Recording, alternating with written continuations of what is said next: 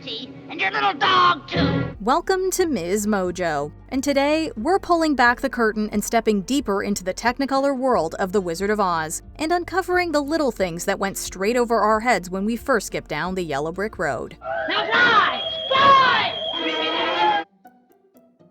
Number 30, Dorothy Gail. Did you know that in L. Frank Baum's first couple of books, Dorothy, much like Cher, Madonna, or Beyoncé, was known mononymously? Apparently, Baum first added Gail for his 1902 stage adaptation. I'm Dorothy Gail. It essentially sets up a great running gag. Like when Dorothy introduces herself to the Scarecrow and he responds, "That accounts for your breezy manner." Of course, now we can't miss the irony. An especially strong Gail becomes the movie's entire catalyst. It really was no miracle. What happened was just this. The wind began to switch, the house to pitch, and suddenly the hinges started to unhitch. Between that name and living in Kansas, Tornado Central, Dorothy never really stood a chance. How different things might have been if she'd lived in, say, Maine and been called Dorothy Ray, as in a ray of sunshine, huh? Step into the sun, step into the light. Keep straight ahead for the most glorious place on the face of the earth or the sky. Number 29. A bad wizard, but a good man? After Toto pulls back that curtain, the man behind it is quick to defend himself. I'm a very good man. I'm just a very bad wizard. But is he really?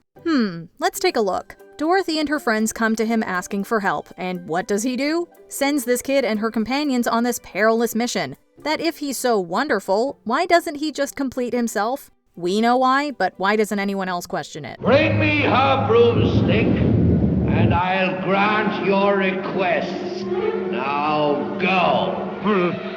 But what if she kills us first? I said go! It's really a stroke of luck that Dorothy and her friends make it back alive. And does he keep his word to them? No, because he knows he's just a fraud. Good man? Yeah, good man are Oz. If you were really great and powerful, you'd keep your promises. Do you presume to criticize the great Oz?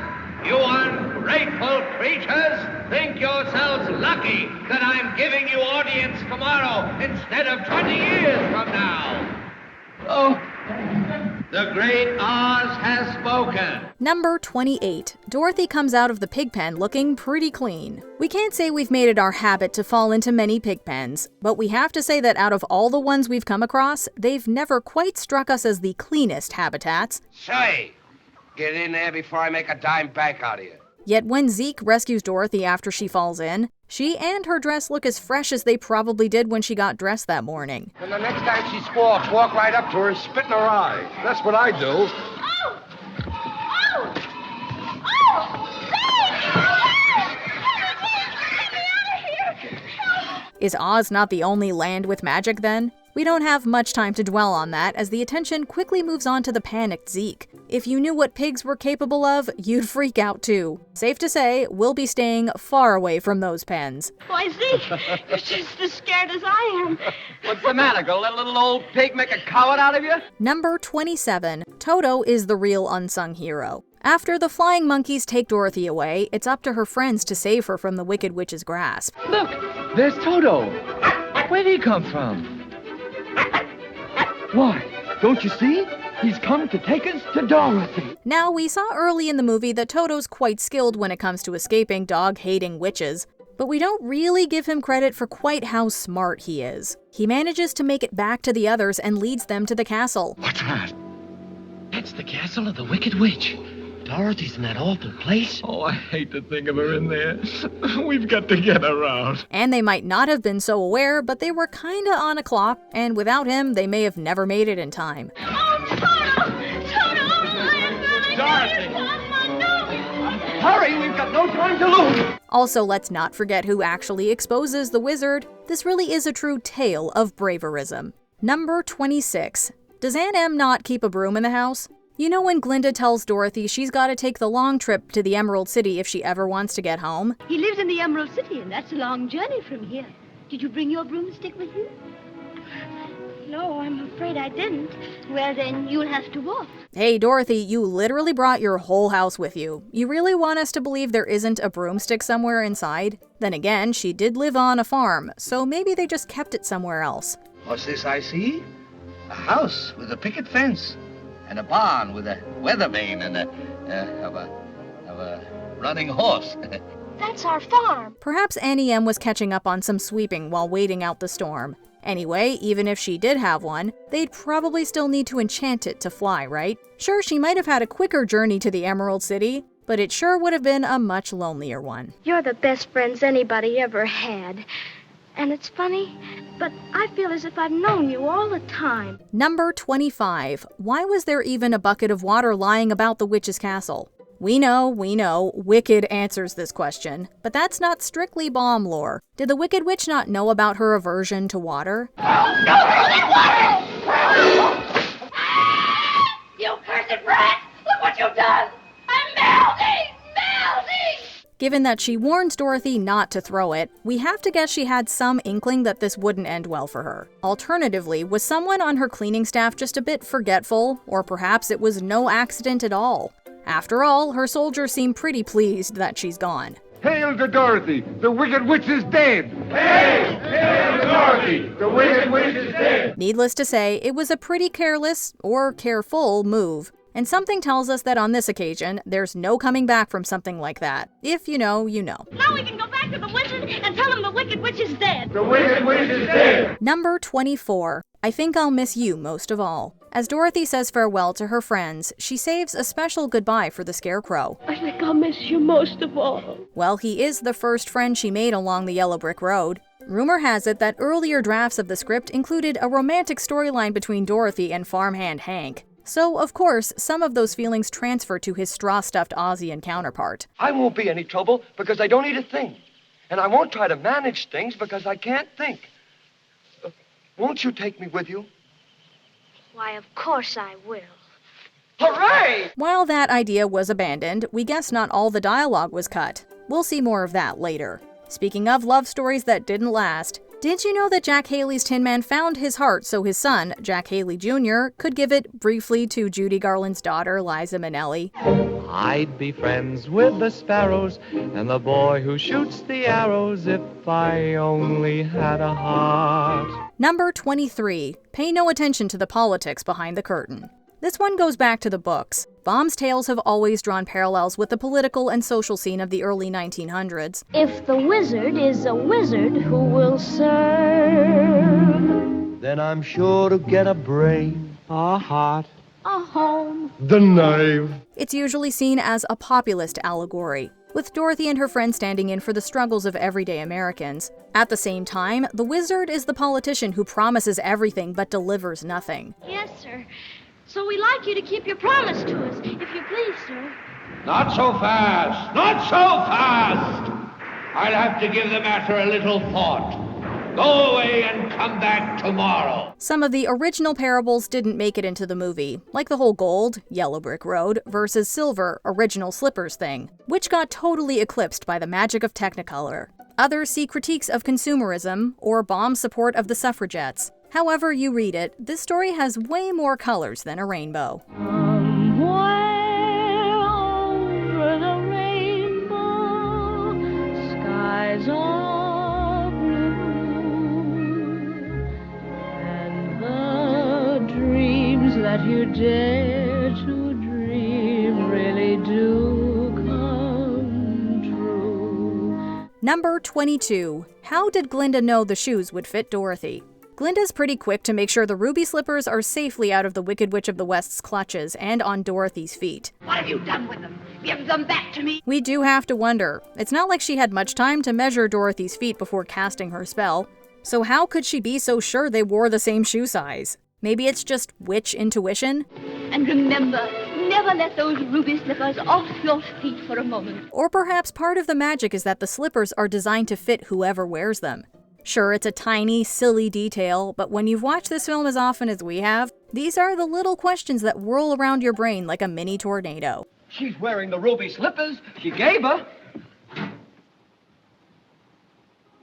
Oh, so she is. Well, bust my button. Number 21. The brilliance of If I Were King of the Forest. As a child, this may not have been the most memorable earworm on the soundtrack. I were king of the forest.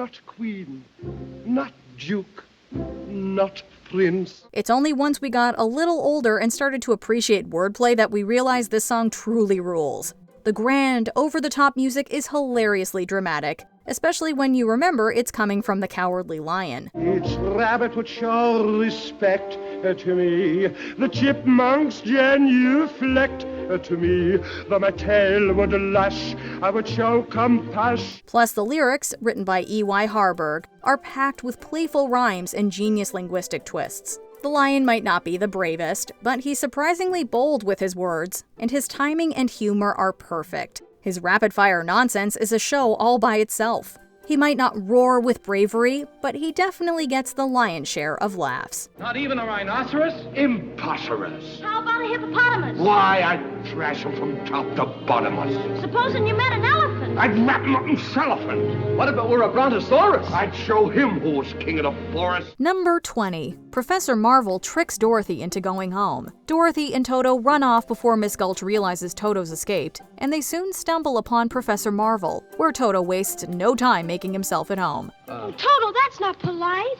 We haven't been asked yet. Oh, he's perfectly welcome. As one dog to another, huh? It doesn't take long for the professor to figure out that Dorothy's on the run. At first, you might have thought that he was just a charlatan trying to trick a sweet, naive girl, or maybe you, like Dorothy, believed he was a real fortune teller. Why, she's crying. Someone has hurt her. Someone has just about broken her heart. Me? Well, it's someone she loves very much. Someone she's been very kind to. But in truth, he uses his gift to convince her to go back home. Clearly, this isn't the first time dealing with a runaway teen. Sure, he could have kept her safe from the storm, but at least he checks in on her later. Hello there. Anybody home? I just dropped by because I heard the little girl got caught in the big... Well, she seems all right now. Number 19. Scarecrow recites Pythagorean theorem. Well, not exactly. After the wizard gives the Scarecrow his diploma, he proudly shows off his newfound brains by quoting the Pythagorean theorem. Sum of the square roots of any two sides of an isosceles triangle is equal to the square root of the remaining side. Oh, joy! Rapture! I've got a brain! But the math whizzes among us will know he doesn't get it quite right. For one thing, the Scarecrow specifically mentions isosceles triangles, whereas the theorem actually applies to right-angled ones. But hey, it's his first day with a brain, so we'll cut him some slack. But that's so easy. I should have thought of it for you. We could have spent every math lesson at school covering the subject and probably still couldn't tell you what it meant. While his newfound intelligence is impressive, his geometry skills could use some work. Then again, how often does the Pythagorean theorem come up in a Scarecrow's line of work? You see? I can't even scare a crow. They come from miles around just to eat in my field and laugh in my face. Oh, I'm a failure because I haven't got a brain. Number 18. Dorothy's dress has pockets. The perfect dress isn't just pretty and comfortable, it has pockets. While it seems like a rare find these days, Dorothy seems to have lucked out. When the Cowardly Lion bursts into tears after Dorothy defends Toto, she reaches into her dress pocket for a tissue. That's awfully nice of you. My life has been simply unbearable. Oh, well, it's all right now. The wizard will fix everything. As kids, we probably focused on the hilarity of this grand beast having a little cry, but as adults, we're captivated by this unexpected detail. Also, who designed those ruby slippers? We can't imagine taking on an epic adventure with so much walking and skipping in heels. He is the wizard of whiz, if ever a whiz there was. If ever a whiz there was, the wizard of Oz is one because of the wonderful things he does. And while we're at it, does Oz's magic also let your hair unexpectedly change length? That would save a fortune on haircuts. My, people come and go so quickly here. Number 17. Where does the red brick road lead? Before Glinda and Dorothy part ways in Munchkinland, the Good Witch advises Dorothy to follow the yellow brick road to reach the Emerald City and find the wizard. How do I start for Emerald City? It's always best to start at the beginning, and all you do is follow the yellow brick road. However, you probably noticed that, at least at first, it's paired with a red brick road. Only before we have a chance to properly question it, we're distracted by the Munchkins' fun little ditty. Follow the yellow brick road, follow the yellow brick road, follow the yellow brick road. Only now that we think about it, where does it lead? L. Frank Baum stories don't mention a red path, though in several illustrations the map of Oz marks Quadling Country in red. Is it a warning sign, like peril ahead? It's not like Dorothy's trip down the yellow brick road was a breezy stroll in the park. Aha! So, you won't take warning, eh? All the worse for you, then. I'll take care of you now instead of later. Number 16. A Disney connection. What do The Wizard of Oz and Snow White and the Seven Dwarfs have in common? If you said both feature Adriana Casalotti's voice, you're correct. You might not know her by name or face, but you'll definitely recognize her voice. Just whistle while you work,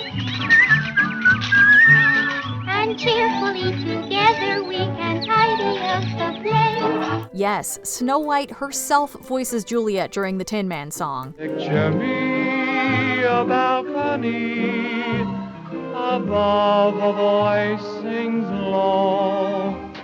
Wherefore art thou, Romeo? The story goes that Walt Disney was so determined to keep his first full-length feature film's princess feel real that he didn't want her distinctive voice traced back to an actual person. Sadly, this stunted Casalotti's career. In a beautiful twist, though, without Snow White, The Wizard of Oz might have never been made. It showed studios that audiences craved family-friendly, fantastical tales. That was wonderful. Number 15. Did Dorothy dream at all? We've all had those incredibly vivid dreams that feel real until we wake up. However, even our most lifelike dreams probably aren't as intricate or as filled with life lessons as Dorothy's. If I ever go looking for my heart's desire again, I won't look any further than my own backyard. Because if it isn't there, I never really lost it to begin with. Even when she wakes up surrounded by loved ones, she's still not entirely sure Oz isn't real. Maybe she read the books. One Reddit user theorized that Oz might be an alternate reality rather than just a dream, given how several people from Dorothy's real life appear there. We dream lots of silly things when we... No, Aunt Em. This was a real, truly live place. And I remember that some of it wasn't very nice, but most of it was beautiful. They suggest that Dorothy had to crush the Wicked Witch of the East, her alter ego in this realm, to avoid paradoxes. Perhaps this was Dorothy's way of confronting her less desirable traits. Now that's one powerful imagination.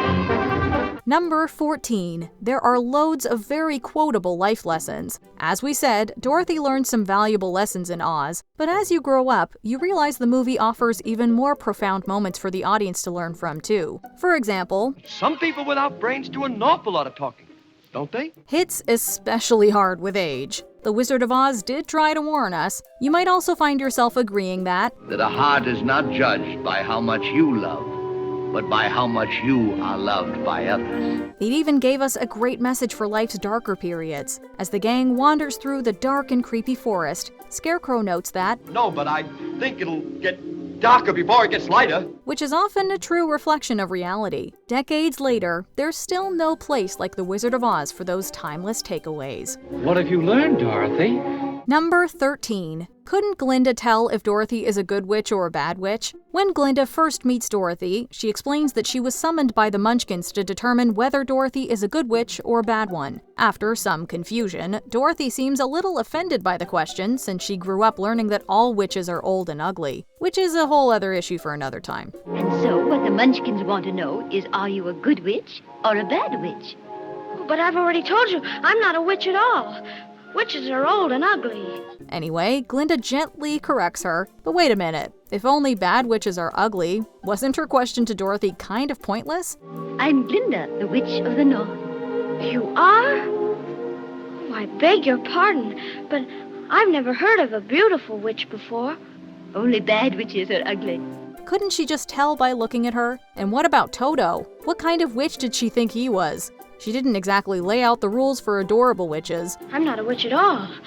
I'm Dorothy Gail from Kansas. Oh, well, is that the witch? Oh, Toto? Toto's my dog. Number 12. The Horse of a Different Color. After Dorothy and her friends arrive at the Emerald City, they ask a local cabbie to take them to see the wizard. Cabbie! Cabbie! Just what you're looking for. Take you any place in the city, we does. Would Won't you take us to see the wizard? The wizard? The wizard? I can't. Where? Yes, of course. As they hop on board, Dorothy notices something unusual about the horse pulling their carriage. It changes color. As kids, the idea of a magical color-changing horse was mind-blowing. I've never seen a horse like that before. No, and never will again, I fancy. There's only one of him, and he's it. He's the horse of a different color you've heard tell about. What we probably didn't realize, though, is that a horse of a different color is also an idiom. That means something completely different or unrelated. While there might not be a direct connection, this horse definitely lives up to the phrase. Oh, and if you're wondering how they pulled off the effect, apparently, contrary to popular belief, it was vegetable dye. Jolly good fun! Ha ha ha! Ho ho ho! And a couple of tra-la-las. That's how we laugh a day away in the merry old land of Oz. Number 11. The Jitterbug. Apparently, during initial previews, producers felt the movie was too long and made some cuts, including the Jitterbug scene. In it, the witch sends bugs to make Dorothy and her friends dance until they drop. Spooks, I do believe in spooks. I do believe in spooks. I do. You'll believe in more than that before I finish with you. Sadly, the footage wasn't preserved, but you can find rehearsal visuals and recordings of Garland singing the song. Hiding in the treetops, it's that rascal, the Jitterbug. While the scene was cut for time, there's still a reference to those bugs in the movie. When the Wicked Witch sends her flying monkeys to capture Dorothy, she tells them not to expect much of a struggle. Haunted forest, and bring me that girl and her dog. Do what you like with the others, but I want her alive and unharmed. They'll give you no trouble, I promise you that. I've sent a little insect on ahead to take the fight out of them. Well, it seems those insects got lost somewhere in the forest because those flying minions faced more of a fight than promised. Number 10. The special effects are super impressive. Kids watching today, or even 30 years ago, wouldn't even flinch as Dorothy leaves her sepia home and enters the Technicolor Munchkin land. Toto, I have a feeling we're not in Kansas anymore. They might have even thought the initial lack of color was just a glitch. But imagine seeing it for the first time in 1939. That moment Dorothy steps out of her front door would have blown your mind. It's beautiful, isn't it? Just like I knew it would be. He really must be a wonderful wizard to live in a city like that. The movie was one of the frontrunners in special effects innovation, using cutting-edge technology to bring L. Frank Baum's fantastic world to life. Apparently, it was a long process that posed plenty of challenges. However, it played a crucial role in making The Wizard of Oz an iconic piece of cinema history. She brings you good news, or haven't you heard? When she fell out of Kansas, a miracle occurred. Number 9. Where are Dorothy's parents? When we first meet Dorothy Gail, she's pretty happy living on a farm with her Uncle Henry and Aunt Em. Come on, we'll go tell Uncle Henry and Auntie Em. Still, we can't help but wonder where her parents are. They're never mentioned in the film, so for all we know, they could be anywhere from chasing their own rainbows to no longer around. If you've read the books, you might remember that at one point, it's briefly mentioned that Dorothy's mother passed away. Still, neither the book nor the movie truly delves into how Dorothy came to live with her aunt and uncle. Someone she's been very kind to. Someone she's taken care of in sickness. I had the measles once, and she stayed right by me every minute. Also, are they biologically related, or does she just call them auntie and uncle as a term of affection? Because I love you all. And, oh, Auntie Em, there's no place like home. Number 8. The Wicked Witch of the West's hygiene habits. If it takes a mere bucket of water to melt this witch, how does she keep up with her personal cleanliness? You cursed brat! Look what you've done! If she's not bathing or washing her hands, what is she doing? Has she conjured up some liquidless alternatives like the hand sanitizer gels we've all become dependent on these days? Or did she ask the wizard to think up some solution? Perhaps the real reason the Munchkins fear her is because they can always smell her before they see her. Also, is she cranky because she's always dehydrated? We admit we've fallen down the rabbit hole with this one, but once you think about it, it's kind of hard to stop. I'm melting! Melting! Oh, what a world! What a world! Who thought a good little girl like you could destroy my beautiful wickedness? Number 7. Is Glinda really all that good? In Wicked, we learn that the wizard bestowed the title of good on Glinda. When you bowed before his throne, he decreed you'd hence be known as Glinda the Good, officially. However, who gave her 1939 MGM counterpart that name? We'd like to have a word. Firstly, she seems to enjoy the Munchkins' celebratory march more than anyone else. Also, let's not forget who put the target on Dorothy's back. Or more correctly, those shoes on her feet. Keep tight inside of them. Their magic must be very powerful, or she wouldn't want them so badly. You stay out of this, Glinda, or I'll fix you as well. Oh, rubbish. You have no power here. Be gone before somebody drops a house on you, too. She probably made Dorothy's trip to the Emerald City that much harder. Also, if she could help Dorothy get home, was that whole she had to learn it for herself thing really necessary? You've always had the power to go back to Kansas. I have. Then why didn't you tell her before? Because she wouldn't have believed me. She had to learn it for herself. If anything, Dorothy's reaction in Mad TV's alternate ending makes far more sense. Perhaps Glinda, Mistress of Chaos, is more appropriate. Click your heels and say, there's no place like home. There's no place like home. And you would have been home in 2 seconds. I could have been home 2 seconds after I got here! Number 6. Frank Morgan was kept very busy on set. We first see Frank Morgan as Professor Marvel, whom Dorothy meets when she runs away from home. They don't understand you at home. They don't appreciate you. You want to see other lands, big cities, big mountains, big oceans. Why, it's just like you could read what was inside of me. Now, pop quiz. Who is his Oz counterpart? A. The Wizard. B. 2 different Emerald City guards. Or C. The coachman of the horse of a different color. If you said, surprise D, all of the above, gold star for you. Some folks think there's more to it than just the studio trying to save money or show off Morgan's acting skills. I'll get you into the wizard somehow. Come on. I hadn't had him myself once.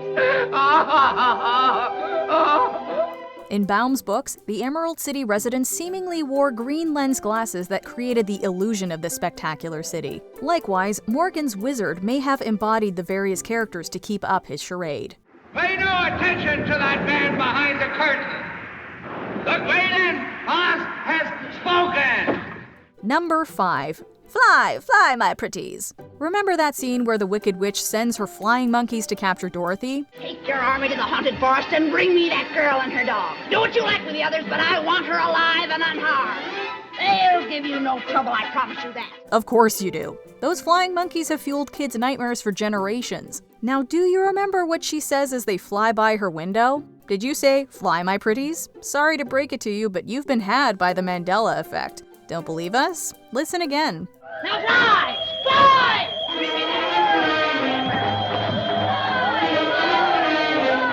Why have so many of us misremembered it? Well, the witch tends to call Dorothy my pretty, so it seems we collectively just melded the 2 quotes together. It's not the only misremembered line either. Next time you watch, see if you can hear any others. Here, we'll get you started. But it wasn't a dream. It was a place. And you, and you, and you, and you were there. Oh, But you couldn't have been, could you? Number 4. Does Miss Gulch ever come back for Toto? The movie opens with Dorothy and Toto catching the ire of the local shrew, Miss Gulch. She isn't coming yet, Toto. Did she hurt you? She tried to, didn't she? Come on, we'll go tell Uncle Henry and Auntie Em. Come on. However, Toto manages to escape. Then there's the twister and so on. Fast forward to the end, Dorothy wakes up thinking she's been away for days. Only it seems not even 1 day has passed. That's one powerful subconscious. But I did leave you, Uncle Henry. That's just the trouble. And I tried to get back for days and days. There, lie quiet now. You just had a bad dream. Anyway, given how things were left with Miss Gulch, wouldn't she come back for Toto when she realized he'd escaped? Dorothy's guardians had obeyed the sheriff's order the first time. We can't go against the law, Dorothy. I'm afraid poor Toto will have to go. Now you're seeing reason. Here's what I'm taking him in. So he can't attack me again. Oh, no, I won't let you take him. You go away. Oh, I'll bite you myself. Dorothy. Imagine if Dorothy woke up from her dream to find her beloved pet gone. Perhaps Miss Gulch did return, but this time, Aunt Em really let her have it. Just because you own half the county doesn't mean you have the power to run the rest of us. For 23 years, I've been dying to tell you what I thought of you. And now Well, being a Christian woman, I can't say it. Number 3. Dorothy's shoes are meant to be silver. Baum's fans might spot nods to the books throughout the movie. For example, see the umbrella on Miss Gulch's bicycle? In the books, the witch, Gulch's Aussie and alter ego, uses an umbrella, not a broomstick, which makes sense given her water aversion. The wooden sawhorse is also a nod to a book character, and readers will recognize the golden gap as the tool the witch uses to control her flying monkeys. Somebody always helps that girl. But shoes are no shoes. I'm still great enough to conquer her. And woe to those who try to stop her. However, one significant change stands out: Dorothy's shoes. In the books, they're silver, but this famous pair clearly aren't. Well, if you'd invested in the latest Technicolor movie tech, wouldn't you want to make those shoes shine? When I gain those ruby slippers, my power will be the greatest in Oz. There is no denying that Ruby really pops. Number 2. Who's Glinda's Kansas alter ego? As we've seen, almost everyone Dorothy meets in Oz has a Kansas counterpart. Now look at Dorothy, you ain't using your head about, Miss Gulch. Think you didn't have any brains at all. I have so got brains. Well, why don't you use them? Indeed, this is teased in one of the earliest scenes where 2 of the farmhands advise Dorothy about her brains and courage. There was reportedly also meant to be a line about a machine with real heart, but it got cut. Still, one mystery remains. Who's Dorothy's real-world Glinda? I am a witch. I'm Glinda, the Witch of the North. You are? Oh, I beg your pardon, but I've never heard of a beautiful witch before. We certainly don't meet anyone who fits the bill except maybe Aunt Em, but then wouldn't she be played by the same actress like all the others? Perhaps she represents Dorothy's mother. Glinda was apparently inspired by Baum's mother-in-law, author and advocate Matilda Jocelyn Gage, so there's definitely some motherly connection there. Will you help me? Can you help me? You don't need to be helped any longer. You've always had the power to go back to Kansas. I have. Then why didn't you tell her before? Because she wouldn't have believed me. Before we unveil our top pick, here are a few honorable mentions. When did the Scarecrow have time or arm himself? Actually, the better question is, where has he been hiding that this whole time? I'd turn back if I were you. The Coroner's Death Certificate. If you love a good movie Easter egg hunt, the Wicked Witch of the East died exactly 19 years after her creator. As coroner, I must cover. I thoroughly examined her, and she's not only merely dead. Oil can what? We're still giggling at that one. Oil can. Oil can what? Do you tap your heels or click them? How long did it take you to realize you'd misremembered this iconic line? I'm ready now. Then close your eyes and tap your heels together 3 times. Before we continue, be sure to subscribe to our channel and ring the bell to get notified about our latest videos. You have the option to be notified for occasional videos or all of them. If you're on your phone, make sure you go into your settings and switch on notifications. Number 1. Wouldn't you be mad if you were in the Wicked Witch's shoes? Or weren't in them, to be more accurate. Think about it. She's just found out that her sister had been flattened by a falling house. She thinks about those ruby shoes and how she'll fondly remember her late sister every time she clicks her heels together. No, it was an accident. I didn't mean to kill anybody. Well, my little pretty, I can cause accidents too. Aren't you forgetting the ruby slippers? The slippers. Yes, the slippers. Only what happens? Some meddling witch who audaciously calls herself good decides to take them. And who does she give them to? That's right, the very girl who's responsible for your sister's demise. They're gone. The ruby slippers. What have you done with them? Give them back to me or I'll... It's too late. There they are, and there they'll stay. Sure, it wasn't deliberate, but that's neither here nor there right now. We're not denying that this witch truly is wicked, but come on, don't tell us you wouldn't be mad too. Take special care of those ruby slippers. I want those most of all. What's the weirdest, most wonderful, or wicked thing you spotted in The Wizard of Oz as an adult? Follow on down to the comments and let us know.